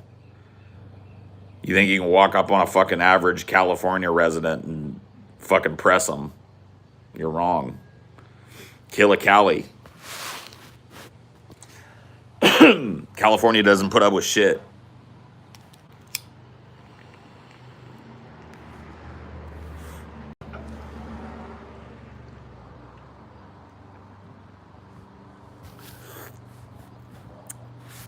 Which side of the fault lines am I on? I am east of the San Andreas. Yeah, I know you love your 49ers. Fuck you. Raider Nation, baby. And I don't even care that they're not a Cali team anymore. See? I'm a Raider fan. Till I fucking die in the grave, I'm a Raider fan. When I die, wrap me up in a big old Raiders bandana.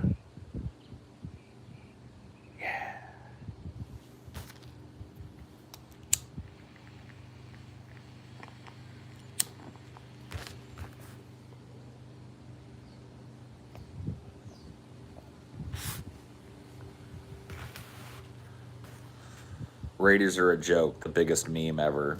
Crescent Slice, man, the salt coming off of you today is motherfucking like, dude, could you put down the salt shaker for a minute, man? I'm not even gonna be able to eat the rest of this fucking omelet if you keep going.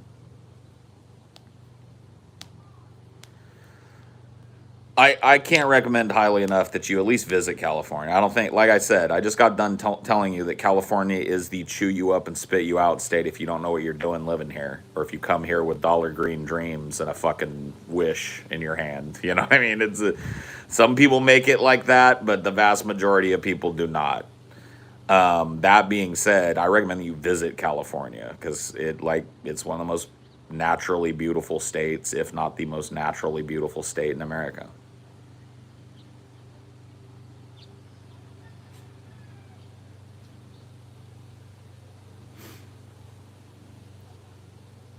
You go to Disneyland for sure. Hey, there's nothing wrong with that. I love Disneyland, man. And you got to see LA, which is like a fucking, it's like Blade Runner flying into LA if you've never done it. If you ever get the chance, fly into LA at night. It feels like, and then sit in a window seat and look down as, you know, the plane circles and loses altitude and gets ready to land. And think like Blade Runner. It's fucking crazy to see the sprawl of LA. You have no idea how large LA is until you see it from the air. Horizon to horizon civilization. All the way to the horizon, buildings, civilization, strip malls, homes. Look out the other window, all the way to the other horizon, buildings, downtown, strip malls, homes. If you could look behind you in a plane, buildings, strip malls, far as you can see. If you were in the cockpit, looking straight ahead, buildings, skyscrapers, homes, as far as you can see. It is an absolutely insane fucking place. Visited LA and New York, Redondo Beach and Manhattan areas, respectively. Both places I got the big vibe of really fun to visit on vacation, but completely different animal to actually live here. You're absolutely right. Oh, well, I can speak for California. Redondo Beach is cool, though. There's a lot of Hawaiian culture in California, too. One of the only places I could get Hawaiian food that wasn't an actual. Yeah. Well, there's tons of culture. Like, California food, California is easily rivals New York for multicultural food. Because, like I said, it is a magnet for people all over the fucking planet. My super chats aren't working today. Yeah, they are. I've gotten $30 worth of super chats today, so.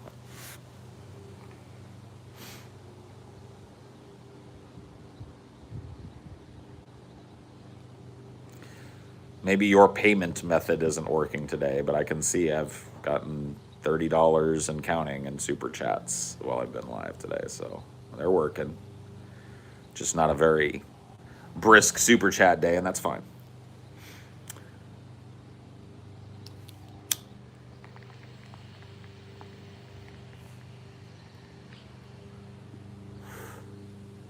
Is LA fun to visit? Absolutely, man. How bad do the wildfires get? That'd be my main worry living there. They get real bad.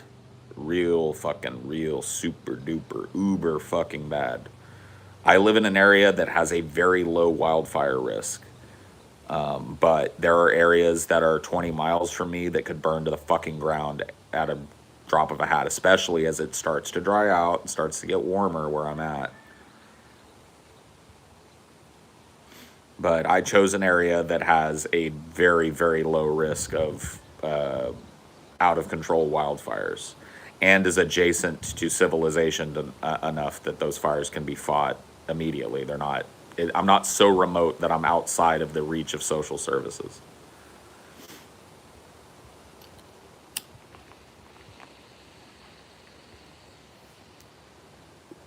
Yeah, the Paradise fire, the Creek fire in California was fucking insane. One of the biggest wildfires in recorded American history. Displaced like hundreds of thousands of people. A bunch of people died. Billions and billions and billions and billions in property damage and firefighting costs. It's just.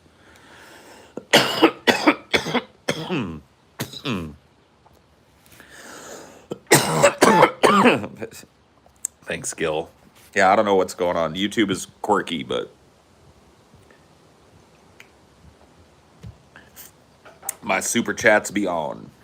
California also has the most serial killers, both historically and active. That's fun. True.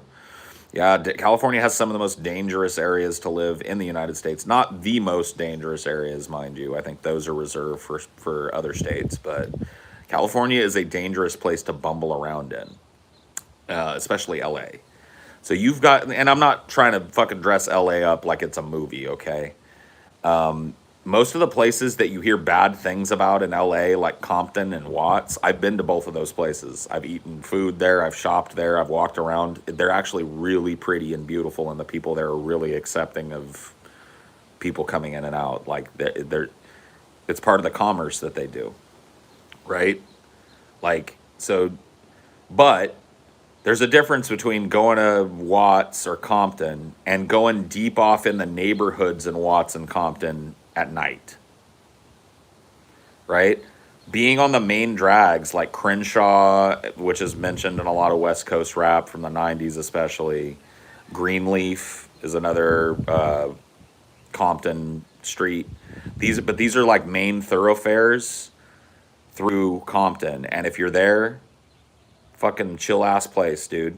You go like 10 miles in, you know what I mean, or 5 miles in to the deep kind of troughed off neighborhoods in Compton, where there's really not a lot of commerce, and what commerce there is there to underserve a very fucking angry, very socially oppressed population. You know what I mean? I wouldn't go fucking wandering around a place like that. And you need to know that type of shit.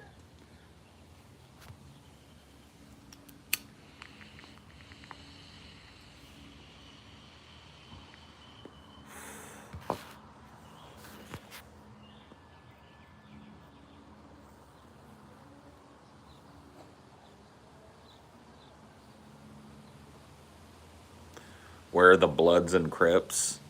So the Bloods and Crips, as they exist in Los Angeles, are mainly concentrated in South Central Los Angeles, around the areas that we're talking about. Compton and Watts lie right in the heart of South Central. Well, not in the heart, but they are part of what is considered South Central Los Angeles. It's an area of incredible historic racial oppression.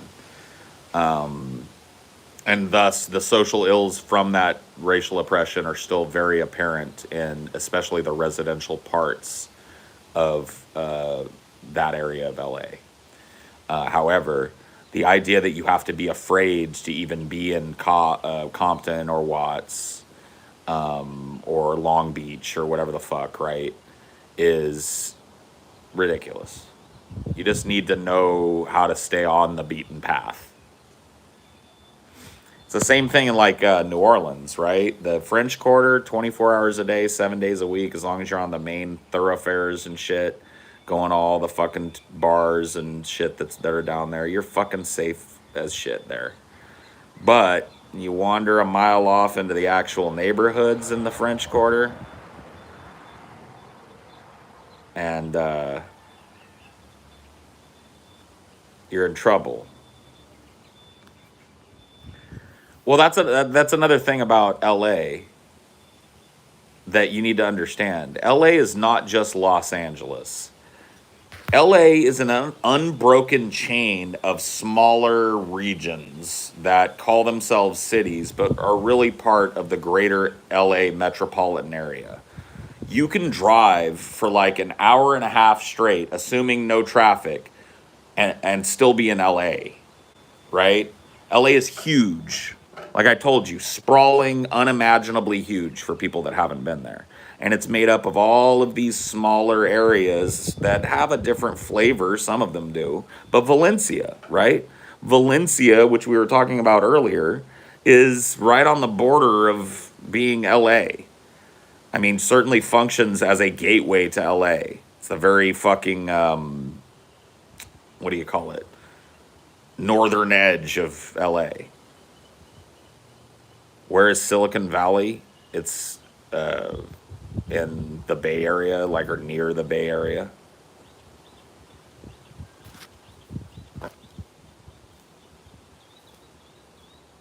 Like inland from the Bay Area.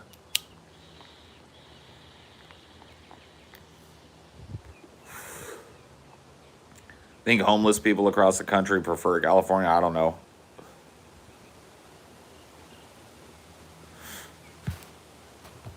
In the city of LA.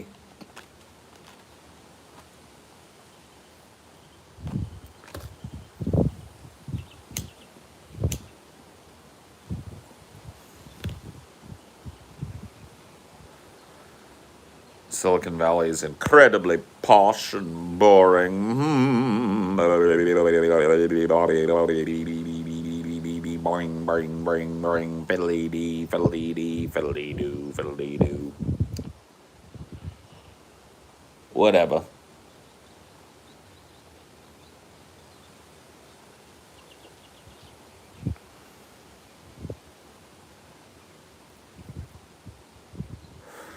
So for those of you that were like really pondering where I was or confused about where I was or had wrong guesses about where I was, let me tip you off on how a lot of people figured out I was in California.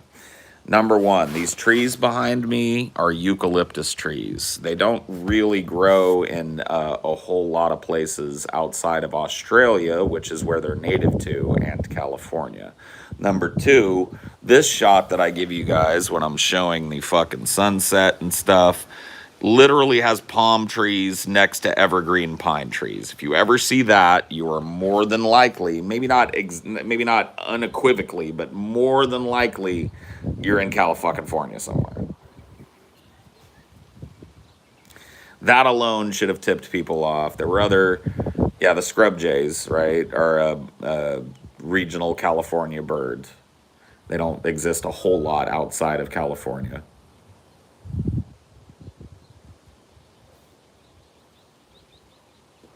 You have pines and palms in California, and you may have eucalyptus, but people knew the time zone that I was living in because I do shows outside, and they can see when the fucking sun's going down, right? So it's clear I'm not in fucking Florida. So that kind of narrows it down, right?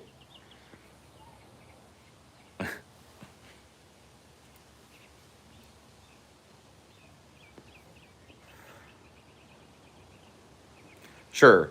I mean, the brands of weed that I smoke, I did my best to try and hide it, but like Pacific Stone, I mean, that's going to give it away. It's a California fucking weed. It's got the California legal weed symbol on it. You know what I mean? What am I going to do?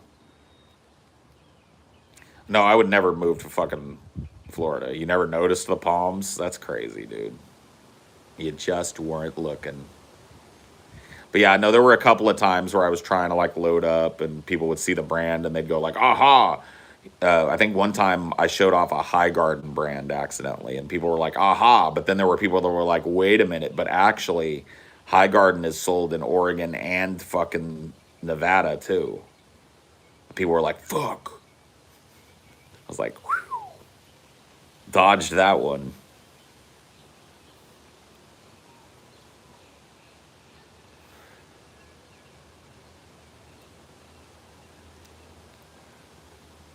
You believed Wyoming? Bruh. Were you one of the people that also believed that TJ fisted my asshole on the Drunken Peasants? Just out of curiosity. Or that Billy threw a cup of piss in my face? And that we had an actual fist fight on the Drunken Peasants? Did you also believe those? Any urban legends in California? A lot of them are urban legends that have been brought here by other cultures. There's like the kukui, which is kind of like the boogeyman that's very popular in Hispanic communities to talk about. El Cucuy. There's like the Sasquatch urban legend. A lot of Squatch hunters up in the fucking Sierras.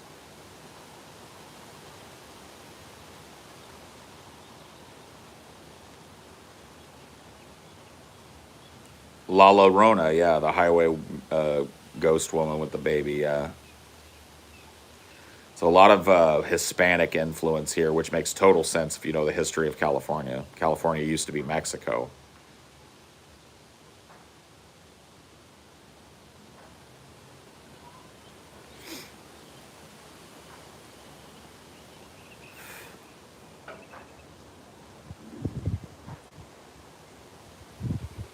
California boogie snarf, yeah, dude, the boogie snarf.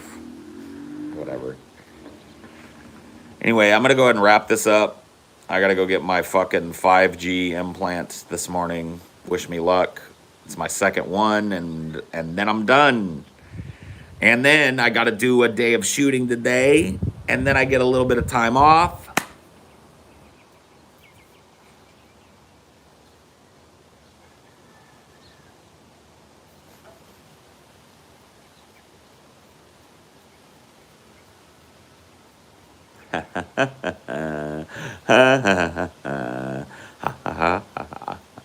I can do this and you can't. I can do this and you can't. I can do this and you can't. Fiddly dee, fiddly dee, fiddly fiddly. This is the church. This is the steeple. Open the door. Where's all the people? Here is the church. Here is the steeple. Open the door. There's all the people. Ho, ho, ho, ho, ho. Toodly doo, toodly doo, toodly toodly toodly doo. Oh. Dun dun dun dun dun dun dun dun dun dun dun dun dun dun.